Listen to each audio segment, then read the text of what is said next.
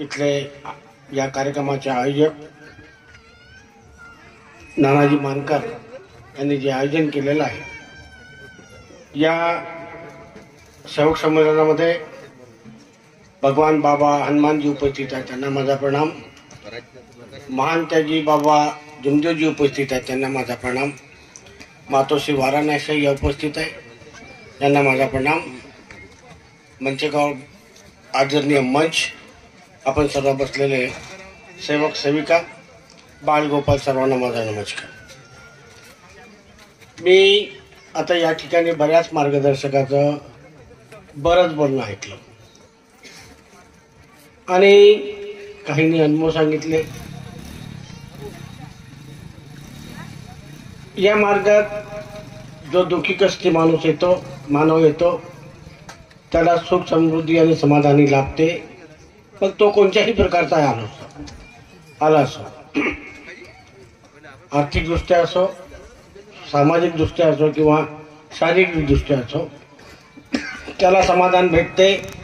ही गोष्ट निश्चित आहे आणि हे निर्विवाद सत्य आहे की महान त्यागी बाबा जुमदेवजींनी ज्या परमेश्वराला प्राप्त केलं, ज्या जागृत शक्तीला त्यांनी प्राप्त केलं, ती शक्ती आजही या युगामध्ये काम करत आहे आणि तीच शक्ती आम्हाला आमच्या जीवनामध्ये मदत करते. बऱ्याच शोकाच्या तोंडून मी ऐकलं की मंडळ टिमकी आणि जे चालून राहिलं या परमात्मा समाजामध्ये तेही ऐकलं. त्याचे वास्तव्य असंच आहे की जेव्हा या मार्गाची सुरुवात झाली, फार कमी सेवक आले. काही लोकांनी बाबांसमोर विचार ठेवले की बाबा आता आपण एक काही बँक बनवली पाहिजे. बँक बनवायला सुरुवात झाली. कुठून झाली तर बाबाच्या निवासस्थानातूनच. कुठून बनली ती बँक तर बाबाच्या निवासस्थानातून. जुने सेवक आहे त्यांना माहीत असेल, आता किती आहे ते गेले मला नाही माहीत, कारण बरीच वर्ष झाली या मार्गाला. आता 75 वर्षाच्या आसपास होत आहे. त्याच्यानंतर तिथे जागा होत नव्हती बाबाच्या निवासस्थानात, म्हणून का तर मंडळ बनवण्याची गोष्ट आहे. आता जेव्हा लोक थोडे त्यावेळेस गरिबी होती आणि लोक त्रस्त होते गरिबीने, तर बँकेकरता लोकांनी पैसा जमा केला. पहिले 50,000 रजिस्ट्रेशन भेटत होतं, ते जेव्हा 50,000 जमा केले तेव्हा 1 लाखावर गेलं. जेव्हा 1 लाख जमा केले तेव्हा 3 लाखावर गेलं. तर लोकांनी दिलं, बँक झाली. त्याच्यानंतर मंडळ बनवण्याची गोष्ट आली. तर काही लोकांनी बाबाला प्रश्न विचारले की बाबा म्हणे आता तुम्ही मंडळ बनवून राहिले, तर म्हणे तुम्ही असेपर्यंत मंडळ चला ठीक आहे, तुमच्या आदेशाप्रमाणे चालेल.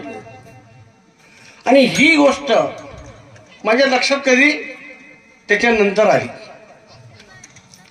कारण मी जेव्हा मंडळात अध्यक्ष झालो त्यावेळेस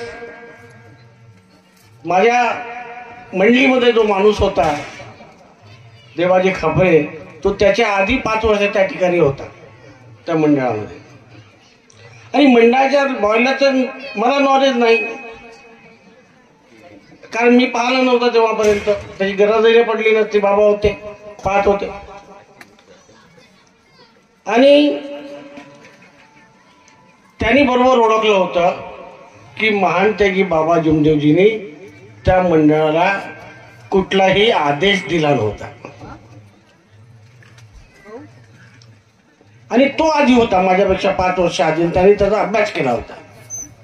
मला तर आता कळून आलं की तो त्या युनियन मधला लीडर होता म्हणून, डिफेन्स मधला. कारण माझी एवढी चामार चौकशी करण्याची काही माझी सवय नाही.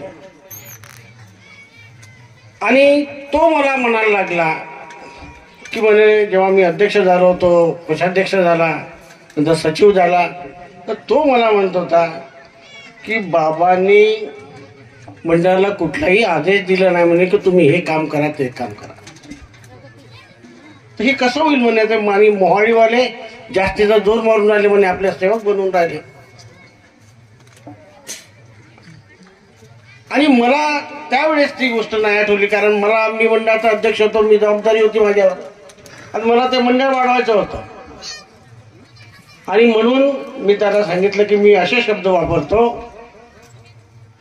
की बाबा असे बोलले आहे की माझ्या नंतर मंडळ आणि मंडळाचा आदेश तोच बाबाचा आदेश.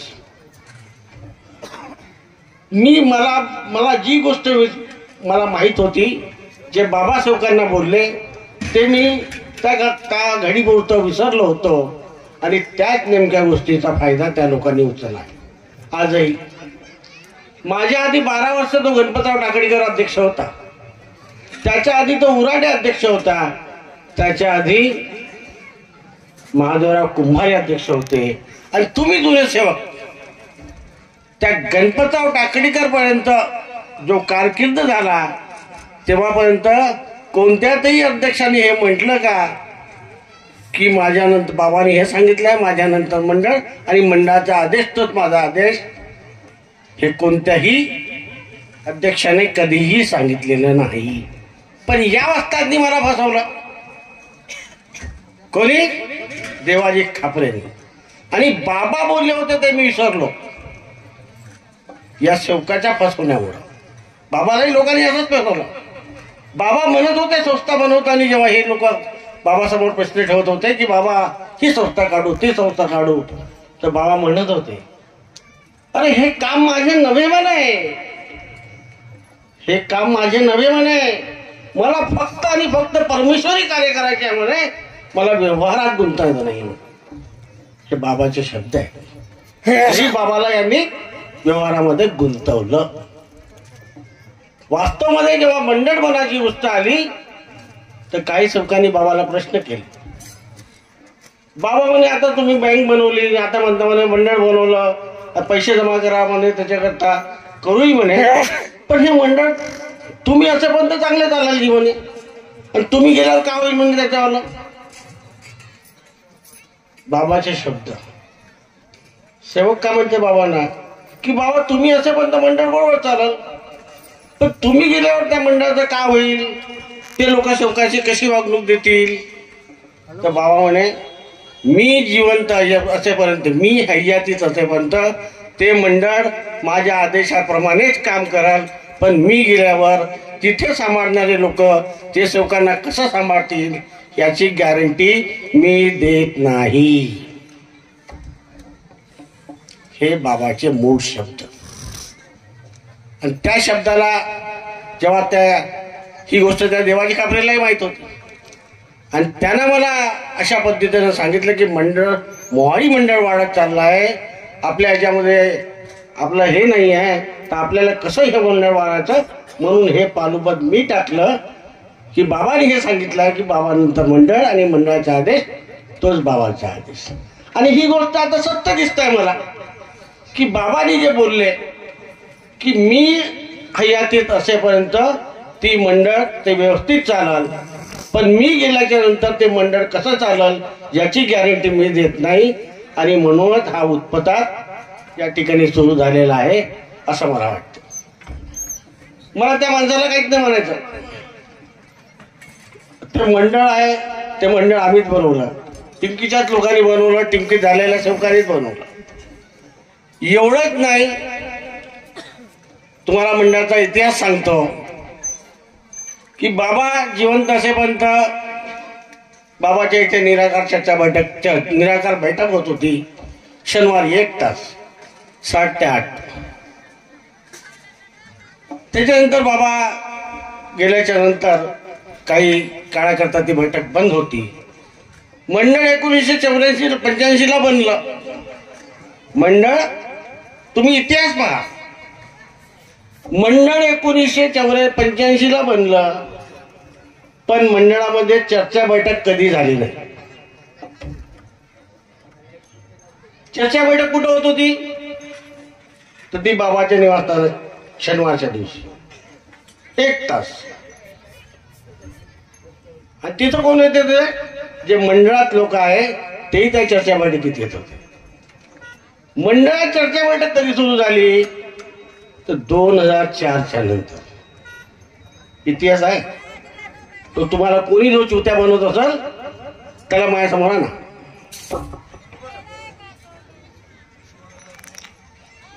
मंडळामध्ये चर्चा बैठक कधी सुरू झाली? 2004 मध्ये. आणि दर शनिवारची चर्चा बैठक कुठं होती? तर त्या टिमकीमध्ये शनिवारी 7 ते 8. आणि हेही लोक तिथंच येत होते. मला बाबांचे शब्द आठवतात. बाबा जे जे बोलून गेले आहे ते खरं दिसते. आणि त्याच्यात आपलंही कर्तव्य आहे की आज काही वर्षाच्या आधीपासून, इंग्रजाच्या जमान्याच्या आधी, मुघलचा जमाना जेव्हा होता तेव्हा आपले मंदिरं तोडून त्या मुघल बादशहानं मस्जिदी बांधल्या. इंग्रजांना काही केलं नाही, त्यांनी लढाईच लावली. आणि ती गोष्ट आता जेव्हा आठवली, ज्या ठिकाणी रामाचा जन्म झाला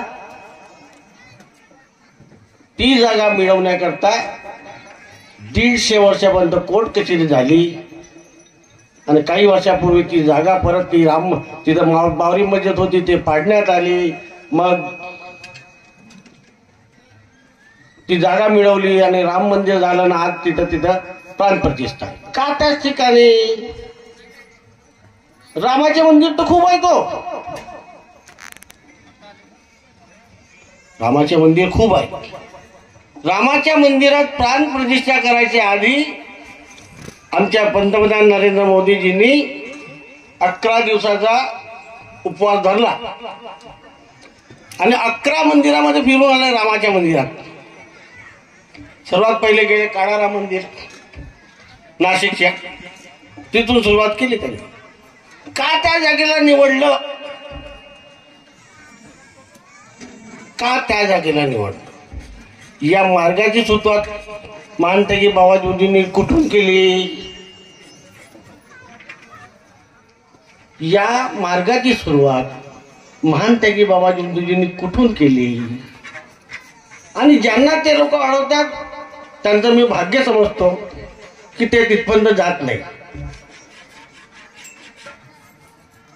किंवा मी त्यांना अभाग्य समजतो की ते त्या बाबाच्या स्थानावरही जाऊ शकत नाही.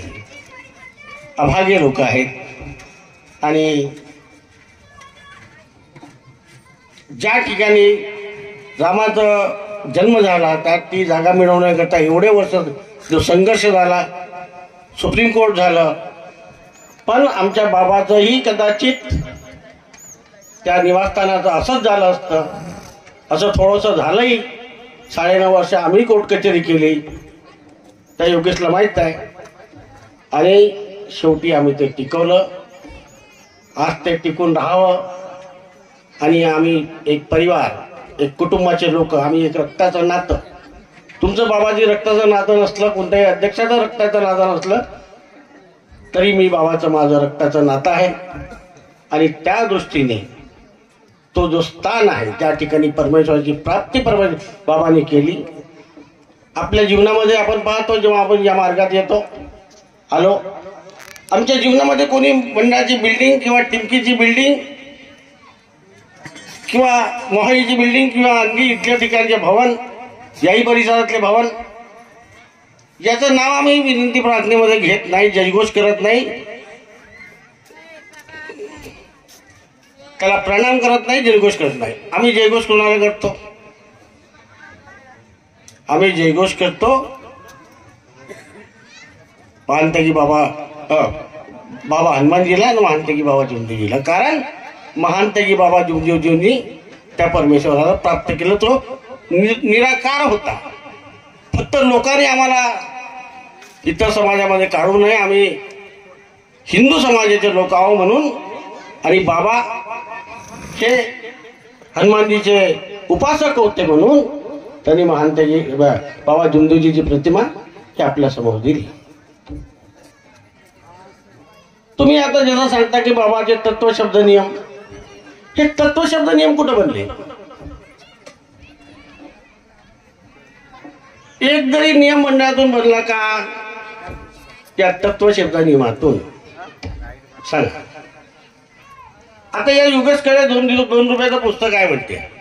ते त्या काळातलं असं. त्या विनंती प्रार्थनेच्या पुस्तकात कुठं तरी लिहिलं आहे का असं की बाबाचा आदेश तोच मंडळाचा आदेश?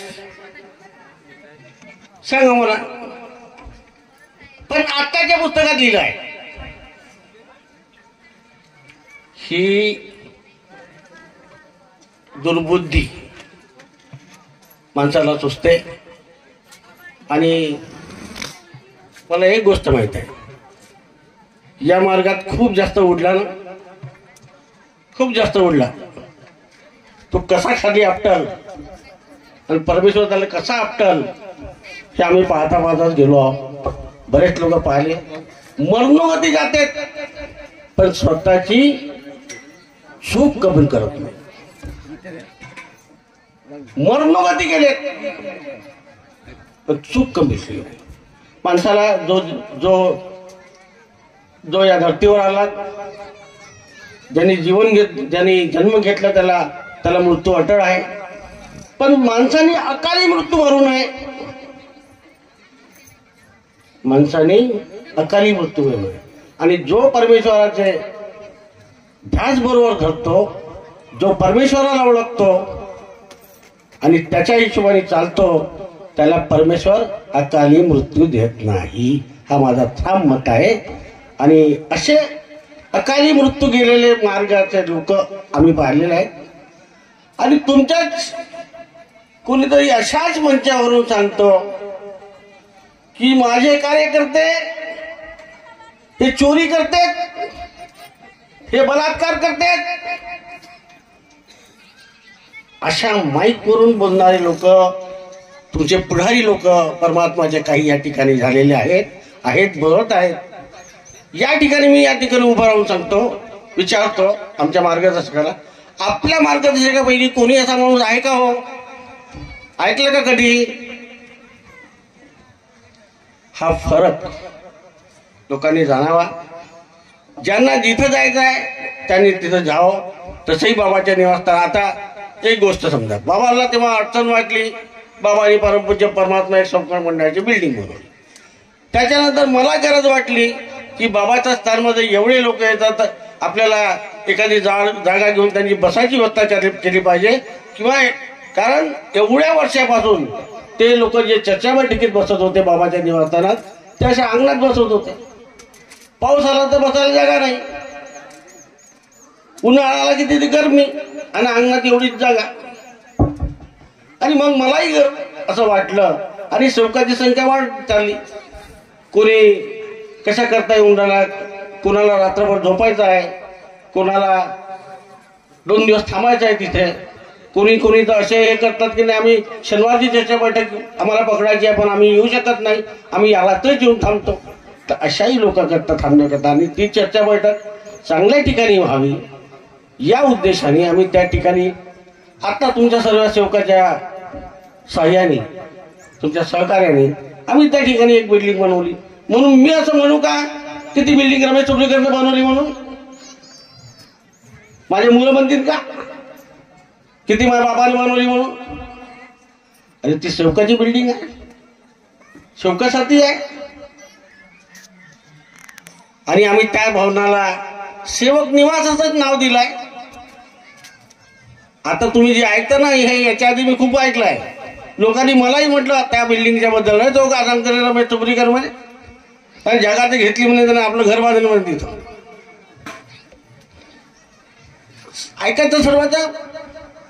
आणि कसं असते, समाजकारण करताना समाजाची टीका जर आपल्याला झेपत नसेल तर आपण समाजकार्य करूच नाही. पण आपला उद्देश सोडू नये. आपण ज्या मार्गाला चालतो, मानता की बाबा जुलदेजींनी आपल्याला जे शिकवलं आहे, तत्वशब्द नियम सांगितले आहे, त्याच्याशिवाय दुसरं सांगितलं नाही की तुम्ही त्याची ऐका, त्यांना आदेश दिला म्हणून त्याची ऐका, त्यांना आदेश दिला म्हणून त्याची ऐका, हे नाही सांगितलं आहे. मानता की बाबा जुलदे. आता मी एक व्यक्ती असा आहे, आता तुम्हाला एवढ्या लोकांना जरी विचारलं मी की तुम्ही या परमात्माच्या कामाला किंवा सेवकाच्या कामाकरता तुम्ही आपलं घर किती दिलं हो? एखाद्यानं घर दिलं का? पण बाबांच्या घरी अडचण होती, तिथं सेवक बसू शकत नव्हता, म्हणून मी माझं खालचं घरही रिकामं करून टाकलं आणि तेही सेवकाच्या उपयोग करता दिलं. परमेश्वर आता आमच्याने जेवढे जमते आम्ही तेवढी सेवकाची सेवा करण्याचा प्रयत्न करतो आणि जे काही आमच्याने बनेल ते आम्ही करत राहू. आणि आपण या इथल्या बल्लारपूरच्या लोकांनी आम्हाला या ठिकाणी बोलावलं, आमचा मान सन्मान केला, माझं बोलणं ऐकून घेतलं. कोणाला वाईट वाटलं असेल तर मला क्षमा कराल. एवढंच बोलून मी माझे 2 शब्द समाप्त करतो. सर्वांना माझा नमस्कार.